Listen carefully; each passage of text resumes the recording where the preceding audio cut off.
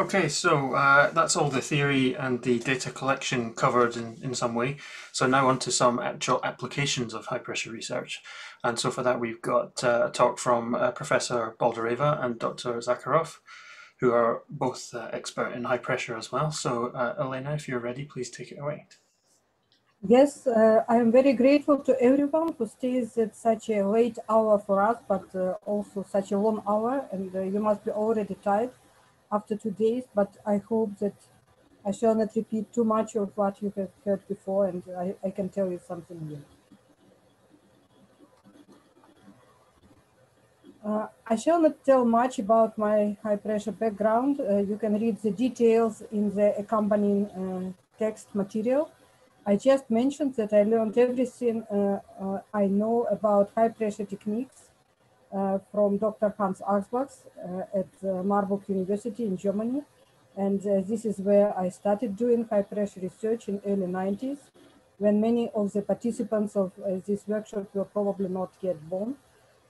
And scientifically, the research of organic molecular crystals at high pressure started at the same time in very few groups, and Professor Andrzej Katrusiak was one of the leaders in this field, and we first met in Glasgow 1999 in person, and since that time the direction flourished, and now many laboratories go ahead in this field.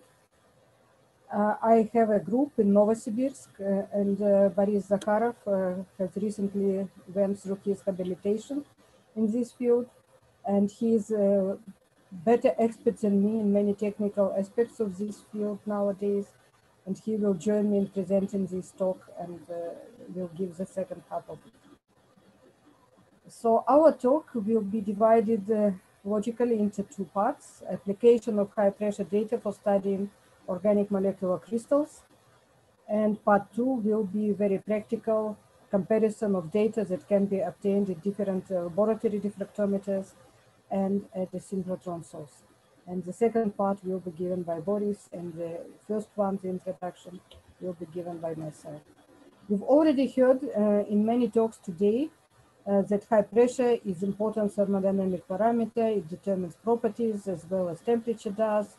It can be used to synthesize new compounds and structures, to get new states of compounds and new materials.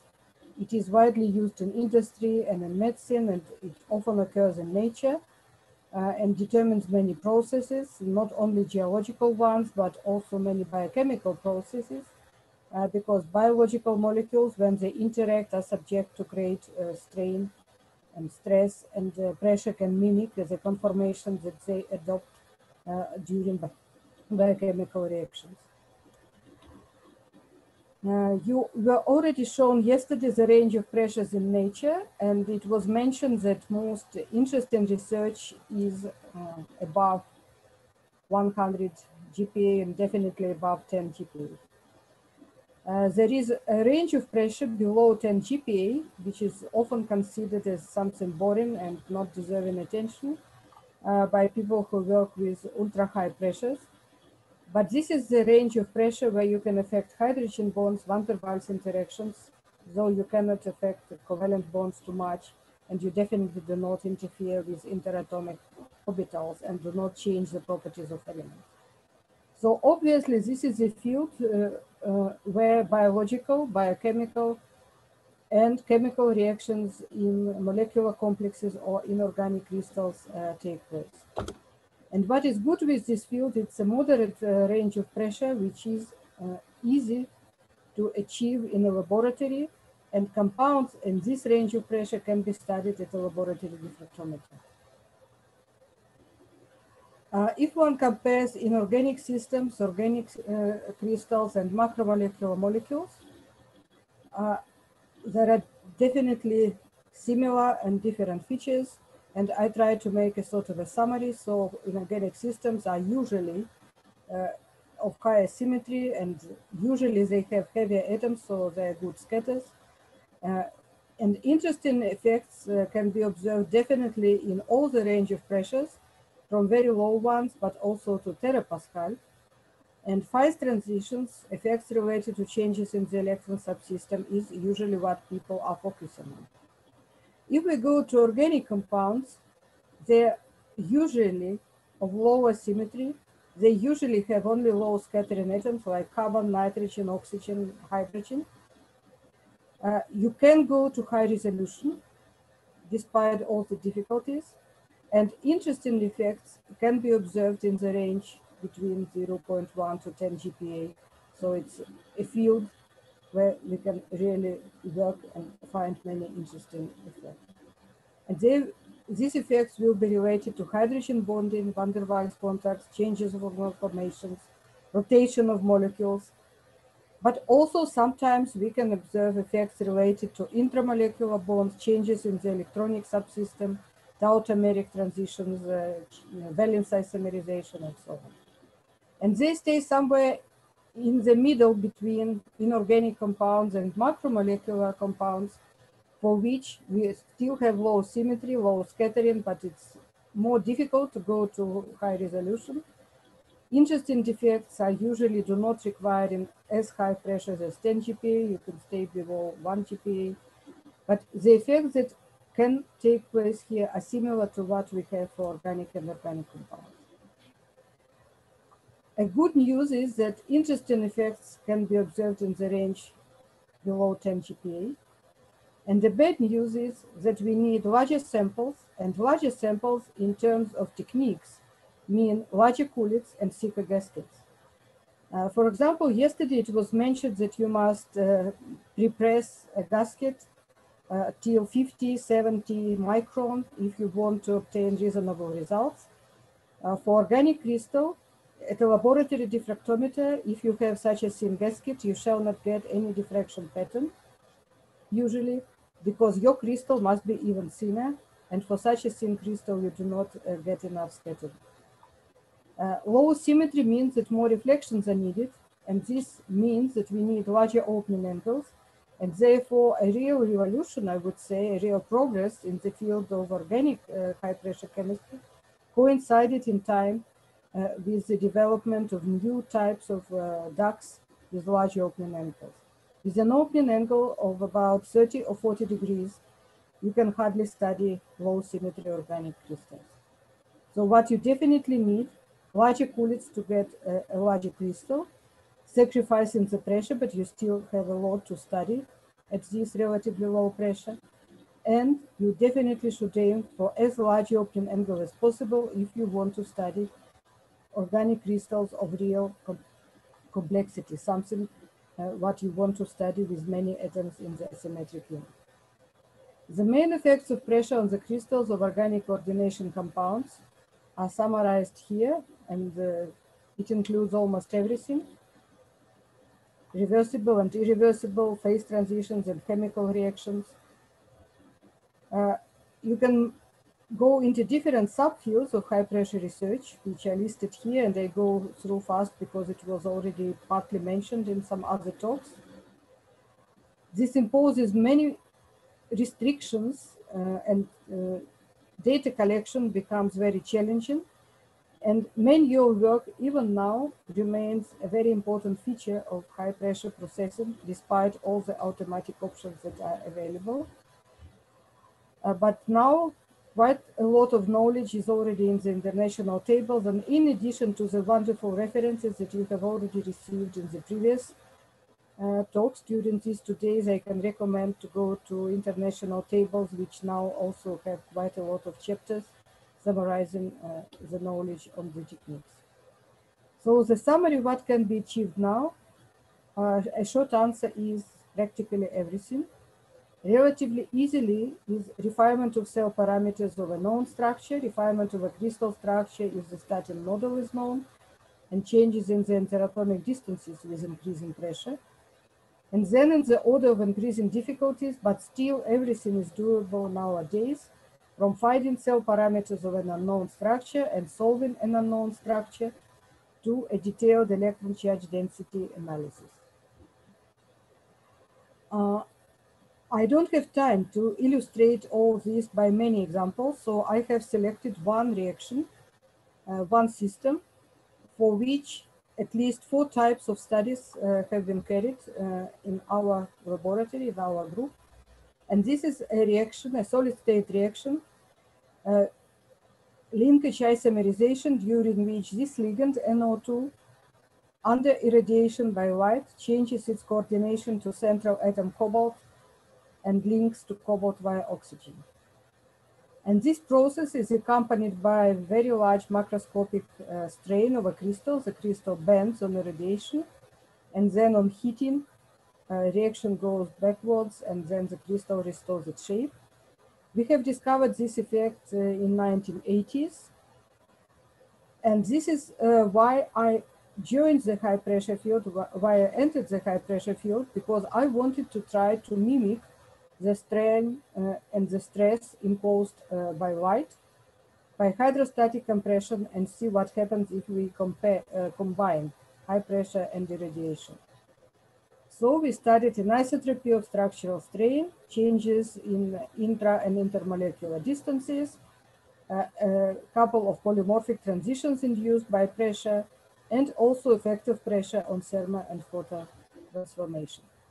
And all this gave rise to a large field of mechanically responsive molecular crystals, which is now one of the mainstreams. These are photos from a paper by Irie, 2012. Very beautiful toys made with bending crystals, but basically it's exactly the same as what we have observed in the 1980s. A summary was published in 2015 of all possible compounds known by that time, and there were several updates after 2015. So what is interesting with this reaction? The volume decreases as a result of photoisomerization, but the crystal expands nevertheless. And another strange thing is that the quantum yield decreases on hydrostatic compression. If one looks into details, one can see that it is a highly anisotropic change in volume. So along the crystal axis, the crystal expands, and this is what we see as crystal bending. And it shrinks in the direction normal to this axis, so that the total volume change is slightly negative. What happens if we apply hydrostatic pressure?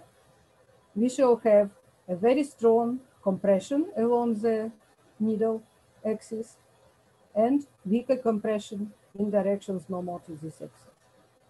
So this gave an explanation why the quantum yield decreases on hydrostatic compression. It is not important what happens to the volume, it is important what happens in this direction, which should expand on irradiation, and we compress it by hydrostatic pressure, and therefore we hinder the transformation. Then we decided to look into details of what happens inside the crystal structure, because the previous slide is just a macroscopic strain which does not require any inner structure at all. If we look from high above, do not analyze the details, and just look how the complex cations are packed, we can see that the system behaves very similar to inorganic minerals, for example, when the packing of these cations becomes more and more symmetric and can be described by more and more ideal bulk volume packing, with coordination number approaching ideal 8. If we then go into finer details, for example, what happens with hydrogen bonds, we can see interesting features that hydrogen bonds linking this ligand, which participates in the reaction, are compressed to a different extent so that at some point they cross. And these hydrogen bonds are responsible for the difficulties of rotation of this ligand during the reaction. So this anisotropy of strain is related to the mechanism of transformation inside a cation to the transition state and can be included in the models describing the reaction. We can invent, adapt, and adjust potentials describing interactions between atoms and compare them with what is obtained in experiment. And as early as 2000, it was done when we compared calculations for changes in the interatomic distances with what we measured in the experiment. In 20 years after that time, there was enormous progress in this direction. And as one of the recent papers, you can look at this publication by Angelo Cavezzotti and his colleagues in Crystal Growth and Design 2020, where they study anisotropy of strain in crystals under pressure using the examples of some organic compounds. If we understand what happens to compressibility of hydrogen bonds, we can rationalize also photomechanical effects, and this is what has been done years after the first high pressure measurements. But nonetheless, we could have a detailed picture of strain. One step more, comparing strain induced by cooling and by high pressure. First, because temperature is definitely an important parameter for any reaction, for example, if you want to study activation energy. And second, because for highly symmetric minerals, for highly symmetric inorganic materials, people often claim that on cooling and on hydrostatic compression, the changes will be very similar because we have to reduce the volume. For organic compounds, it's often not the case. Of course, we do reduce the volume, and here we have exactly the same change in relative volume on cooling and on hydrostatic compression, but it is achieved by very different changes in cell parameters and very different changes in interatomic contacts that correspond to these changes in cell parameters. And this is more or less clear because compression on cooling is due to anharmonicity when we move along this part of the potential curve. And when we compress by increasing pressure, we just pack molecules more toughly, and we are interfering this part of the potential, and sometimes can even change the shape of potential itself, not just move along this curve closer to the minimum. And then we can combine cooling or heating with high pressure, trying to squeeze the structure by changing temperature, reducing the size of reaction cavity, and affecting the reaction rate in this way, and comparing the effect of pressure and the effect of temperature. And this is what we have also done with this system.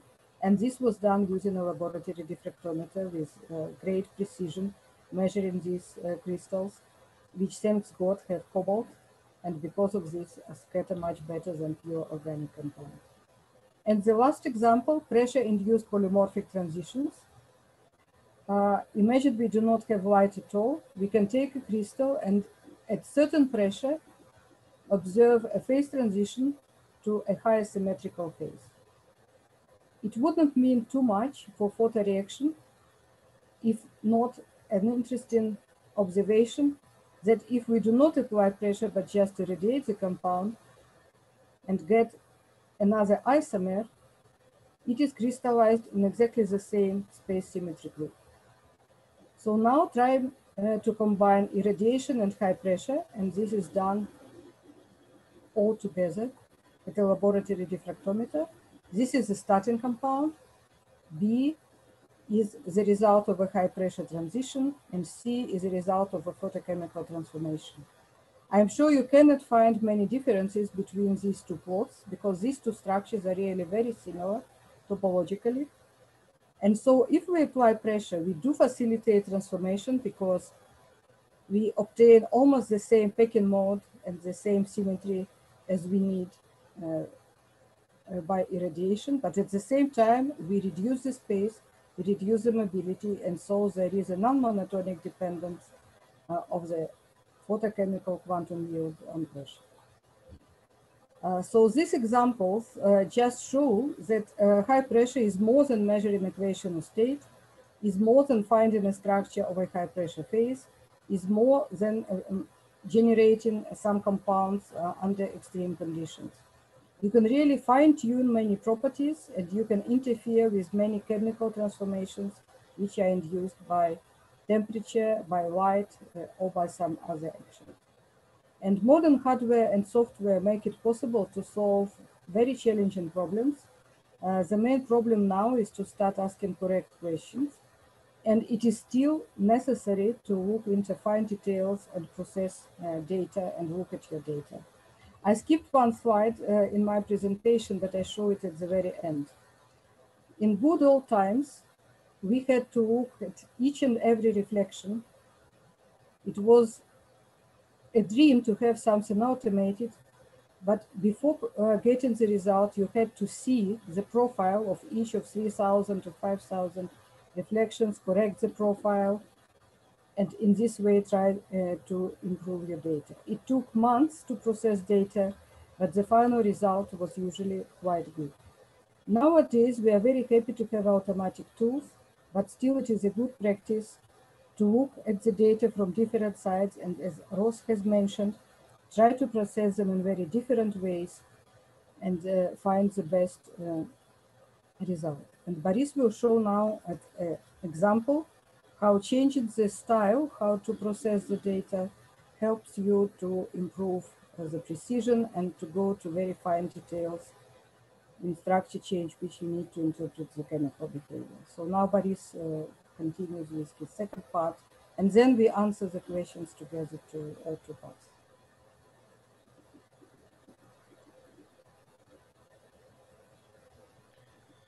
Thank you.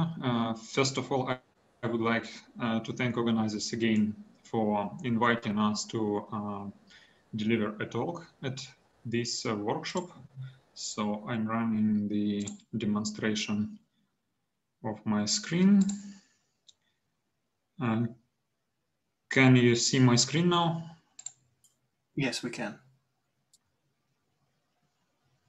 Yes, we can. Okay, and I switched to full screen mode. So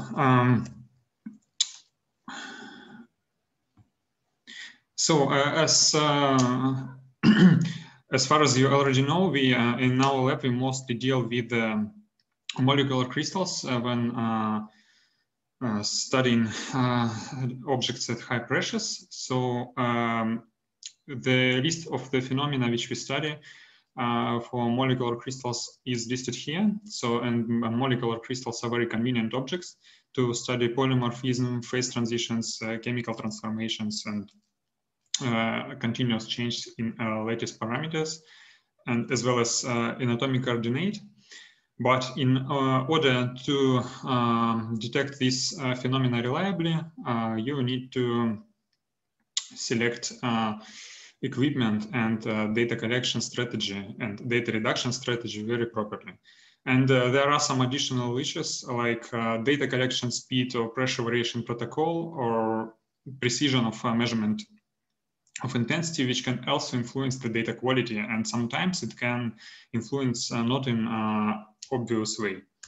So initially we were asked by the organizers to prepare the talk about our experience of using our Oxford Diffraction Gemini R Ultra diffractometer located at Novosibirsk State University. But after the arrangement with the organizers, we decided to include the comparison of our diffractometer, which is quite old and was produced in 2007. And we decided to include the comparison with the modern diffractometer Synergy S, and also we included the comparison of these diffractometers with synchrotron beamlines. Here at the slide, you can see the general steps to obtain crystal structure data at high pressures. And in my part of the talk, I will mainly focus on the first two steps, like experiment preparation, selecting hardware, and data collection. And I shall illustrate with these issues with several examples of our studies, which were done using our diffractometer and different Synergy S modern diffractometer, as well as synchrotron beamlines. So, and as far as you already know, high pressure experiments are much more complicated than routine one, and selecting hardware sometimes is in most of cases is a very important thing to get reliable and reproducible data. So the aim of this part of the talk to demonstrate selected high pressure studies done with our instrument and new Rigaku-Oxfor Diffraction Diffractometer and synchrotron source, and also to illustrate the importance of critical selection of hardware for diffraction experiment and experimental strategy. I shall start from the description of our diffractometer, which we have here at Novosibirsk State University and mainly used for high pressure studies. It is Oxford Diffraction Gemini R Ultra diffractometer, which was produced in 2007. It has two X-ray sources. They are sealed X-ray tubes, not microfocus, just sealed X-ray tubes with the molybdenum and copper anode. So molybdenum we mainly use for high pressures and for most of routine and low temperature experiments, and copper anode we use for poorly diffracting organic samples. So, but despite that the diffractometer, let's say, is quite old, it's the data which can be obtained with this diffractometer is still reliable in 2021. So this picture shows the main hardware which is used to get X-ray diffraction data for single crystals, including the single crystals in diamond and wheel cells. So they are laboratory diffractometers and synchrotrons, and the place of our instrument is shown by green light on this table. So it's a sealed tube and CCD tube, and more modern instruments have hybrid pixel detectors and a microfocus X-ray tube that allows to reduce data collection time significantly and also improve quality of the data, increase intensity to noise ratio, and decrease int values. So, and sometimes it became possible to obtain data at the laboratory diffractometers, which is comparable to that of you can obtain using the synchrotron, as I will show later. So now I switch to the first example of our studies using our diffractometer, and this is quite famous crystals of tetrabromobenzene, which are actuators. They undergo phase transition on heating, and this phase transition is accompanied by crystal jumping and cracking, as you will see in a few moments on the video, which I demonstrate. So, and yeah, here it is. So, and the interesting feature of this phase transition is that the difference between two crystal structure for these two phases is very tiny. So, and it is not clear what leads to this significant mechanical force release. So, and we have studied these single crystals on high pressure, so it was possible to detect the anisotropy of lattice strain, and we have found the direction along the direction which expands on heating is the most robust direction on compression. So this may explain large mechanical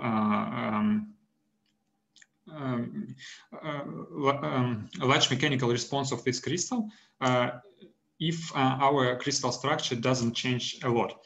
So, and in order to learn if we can get the fine details on anisotropy displacement parameters of atoms and the coordinates, we also studied our crystal using the modern X-Lab Synergy as dual flex diffractometer, which was provided by Rigaku-Oxfor Diffraction in Wrocław. So we used absolutely the same sample in absolutely the same diamond and wheel cell.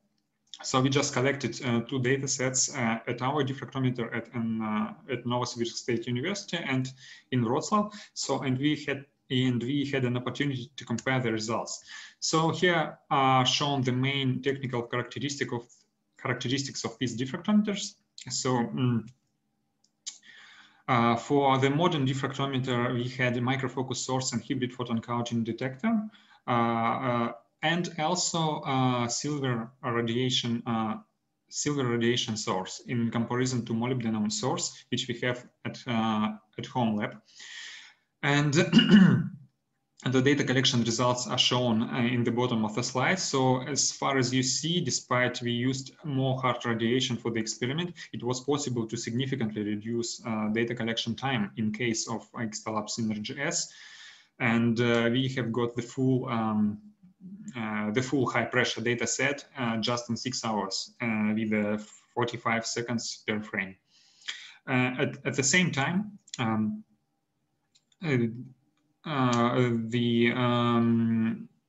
the signal to noise ratio was twice higher for the new diffractometer than for older one, and also we were able to decrease the R-int values twice as well. And also it was one of the advantages was increasing the data completeness for silver radiation in this case. But it's necessary to note that the data which is obtained using old diffractometer is still reliable and can be used. But here we also compared the different data reduction procedures for both data sets.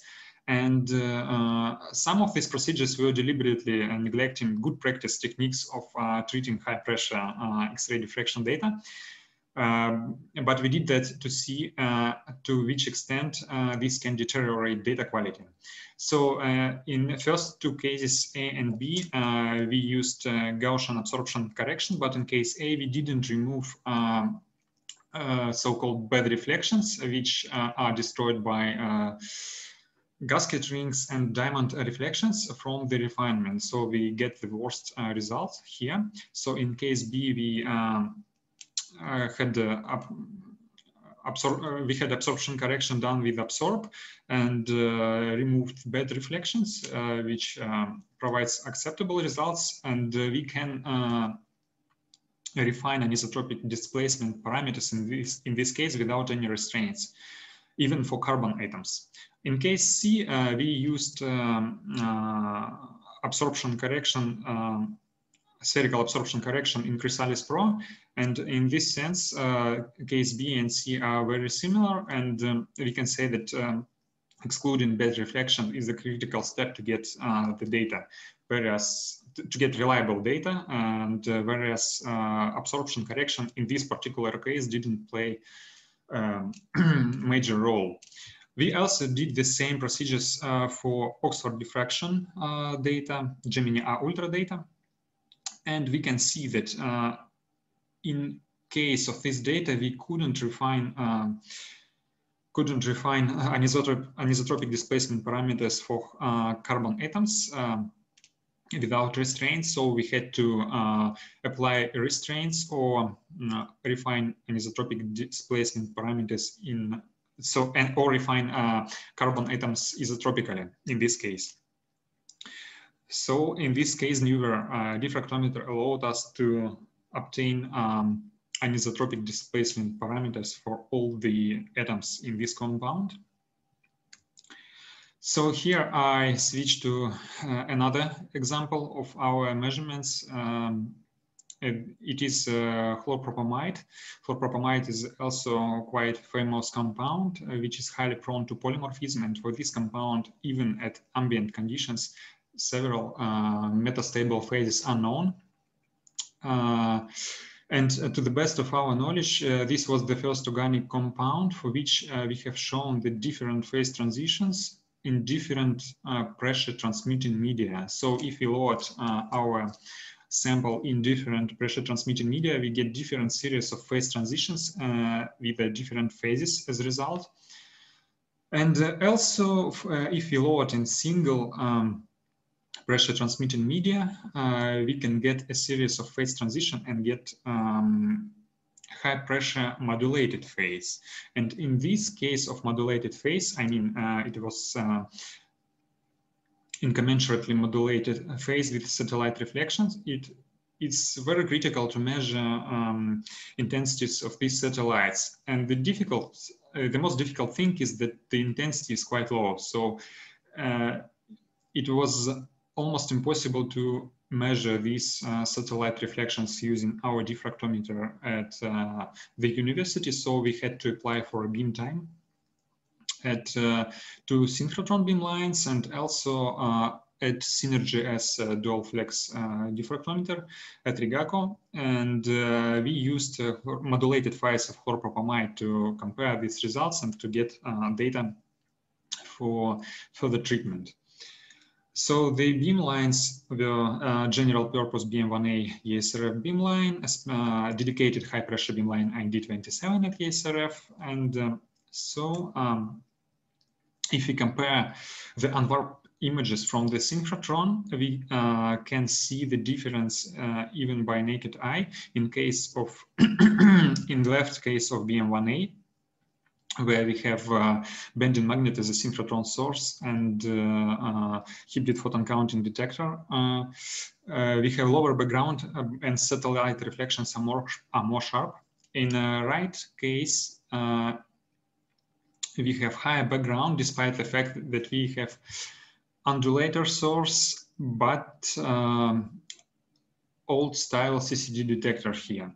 So if we compare laboratory equipment in this case, so these pictures were obtained using Synergy S diffractometer with different X-ray sources, with silver in left case and molybdenum in right case.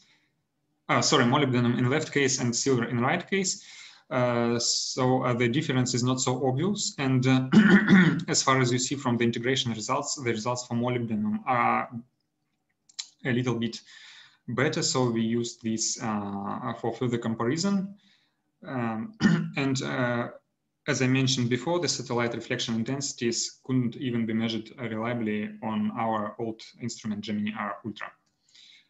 So the main hardware characteristics are shown at this slide. So in case of Synergy S dual flex diffractometer and BM1A beamline, we had hybrid photon counting detectors. And in case of dedicated high pressure beamline, we had the CCD detector. Despite, and this didn't help to get the best data, even taking into account that the source of X-rays was more intense and more bright, and in this case. So the data collection results are presented in the bottom of the slide. As you can see from this slide, the data collection for synchrotron is much faster.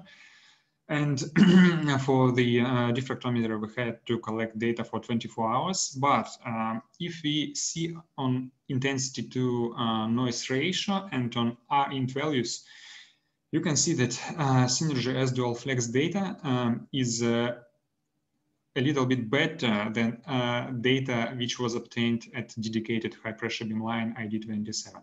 So one can say you can play with the wavelength and you can increase wavelength to get more scattering from your sample, but sometimes sometimes it's not possible, taking into account that you have limited time, limited beam time, and you are fixed in time scale. So sometimes when you get into the synchrotron, it's not possible to switch between different setups very fast. So this result we obtained for 2 beam lines and for diffractometer and for laboratory diffractometer, we see that the best results were obtained with the hybrid photon counting detector and bending magnet radiation in case of BM1A, but still quite good data was obtained with laboratory diffractometer. If we integrate our results, we can also see that we can measure at least the first order satellite reflections for our compound using Synergy S dual flex diffractometer, and also of course we can measure it using BM1A beamline, but unfortunately we were not able to measure these satellite reflections at ID27, which has undulator source and old style CCD detector. So in this case, in this sense, the laboratory diffractometer became comparable. The data obtained with the laboratory diffractometer became comparable to the data obtained using synchrotron. So here are some conclusions to go. So the main conclusions are that new generation instrument makes possible to speed up data collection, increase signal to noise ratio, increase the number of observed reflection and data completeness for sample mounted in diamond on wheel cell, and get data quality comparable to synchrotron data. In some cases, new instruments even allow structure refinement without any restraints in anisotropic approximation. Not only hardware, but data processing itself also plays a great role in obtaining reliable results, and older instrument could also provide reliable results if data treated properly, despite the fact that some light atoms cannot be refined in anisotropic approximation. So, and using more modern hybrid photon counting detectors appear to be more efficient, even with combination with the weaker X-ray sources when obtaining the data. So, and in both cases of laboratory diffractometer and synchrotron beamline, it was possible to get the best data using hybrid photon counting detector. That can be of particular importance when you study low scattering samples or modulated phase, like in case of chlorpropamid. So, and the last point is, do not hesitate to use modern laboratory diffractometers, and they they are more accessible than synchrotron beamlines, and sometimes they are available 24 hours per day, 7 days per week, and you don't need to wait for half a year to get an access, and you can get reliable and good data at home. So thank you for your attention, and we will be happy to answer your questions. Oh, thank you very much. So I just wanted to ask you a couple of questions. So the first question I had, given that you have an Excalibur, which is an older type of instrument, and some of our audience will probably have instruments like this as well, I wondered if you had given any thought to the collimator that you use on the system for the high pressure experiments, and if there's a choice you would make based on the type of cell you're using, the gasket hole, for instance. So I'm leaning towards the fact that you generally prefer... in our case, we use... Sorry, I think we have a bit of a lag. I'll wait till you speak again. So in our case, so in most of the...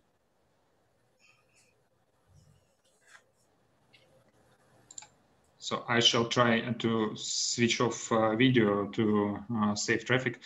So can you hear me now? Yes.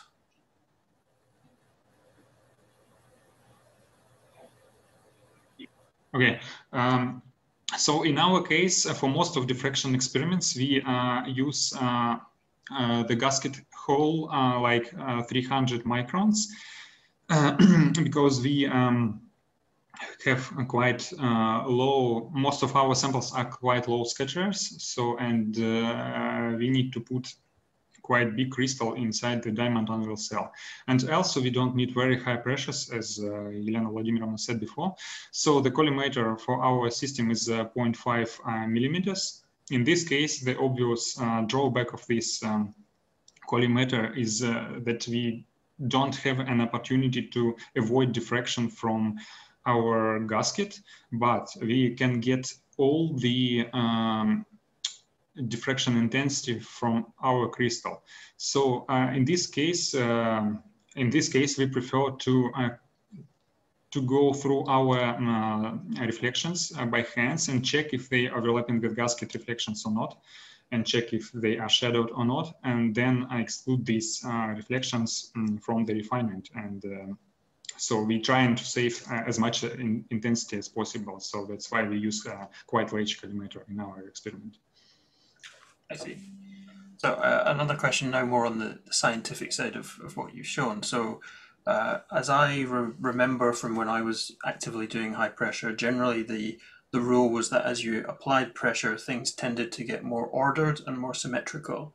So this idea that you see sometimes these modulated phases at high pressure, I find slightly surprising. So I wondered if you could comment on that. Maybe I can comment. For organic crystals, we often saw that crystals get loaded. We increase the number of molecules, independent molecules, in the asymmetric unit and get regular or irregular modulation. And maybe it's especially typical for conformationally flexible molecules because this enables them to pack denser. They're more spherical, and with different shapes, you can often pack them more efficiently than if you use only one shape. And also sometimes it's a competition between different types of hydrogen bonds or hydrogen bonds and chlorine-chlorine interactions or other types. In different pressure range, you can also get different intermolecular interactions ruling. And you can see this. So as you go higher and higher in pressure, you get dominating interactions that change. And at the final end, of course, it's just density. The higher you go, the less sensitive the system is to find details. And at very high pressures, it just wants to pack everything together. Nuclear, electrons, and doesn't make any difference between sodium, manganese, or whatever.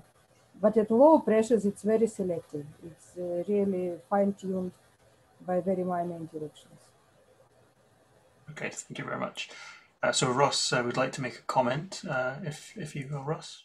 Yes, just to follow up on what Boris was saying, he was saying that when you have a lot of background, for example, from gasket scattering, that he carefully inspects the entire data set. And that sounds a bit, sounds like a lot of work. In current, I know Boris knows this, but one of the things you can do is use the tools that are available in either model or programs. And there's basically two tools to identify the reflections that might be being affected by additional reflections and haven't yet, like gasket scattering, and haven't been excluded in the integration stage. And one is just a simple FOBS minus FCalc plot, right, which is certainly available in YANA.